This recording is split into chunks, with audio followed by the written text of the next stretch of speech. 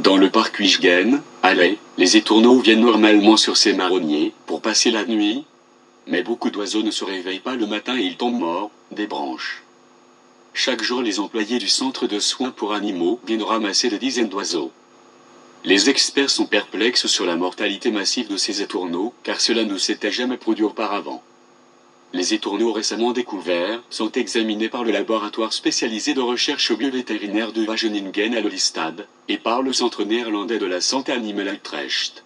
J'ai le sentiment d'être sur une scène de crime. Le fait que tant d'oiseaux tombent du ciel à cet endroit doit avoir une cause, et doit faire l'objet d'une enquête, si l'on parle d'empoisonnement. Encore une fois, presque au même moment où ces animaux sont morts, près de la station Balanspoort, il a été testé un émetteur 5G. Les oiseaux ont tous une insuffisance cardiaque, avec un corps en bonne santé. Aucun signe de virus, aucune infection bactérienne, aucune maladie du sang, aucun poison trouvé, etc.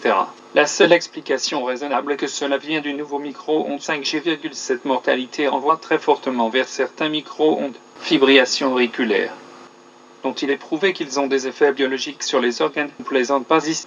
Certaines personnes supposent que les micro-ondes de puissance inférieure ne peuvent pas nuire, parce que cela ne vous fait pas cuire. C'est une logique très imparfaite. Recherchez dans Google le Scholar Search Site, avec le texte effet biologique des micro-ondes néo-ionisantes. Et soyez prêts à être choqués de voir à quel point la plupart des gens sont ensommeillés, et de croire aveuglément aux soi-disant experts et aux autorités des télécoms. Les animaux ne sont pas émaciés, ne semblent pas malades. Ils viennent de tomber morts de l'arbre. À première vue, ils ont l'air en bonne santé et ont constitué des réserves pour l'hiver, l'estomac est plein. La maladie ou le virus n'est pas considéré comme probable. Les autorités responsables des enquêtes sur les oiseaux et les enquêteurs pensent que les oiseaux ont été empoisonnés. Les contenus gastriques et intestinales font encore l'objet de recherches. S'il s'agissait d'un poison, ils mourraient plus éparpillés et ne tomberaient pas tous d'un arbre à la fois, et ils devraient également laisser des traces. Le rayonnement ne laisse presque aucune trace.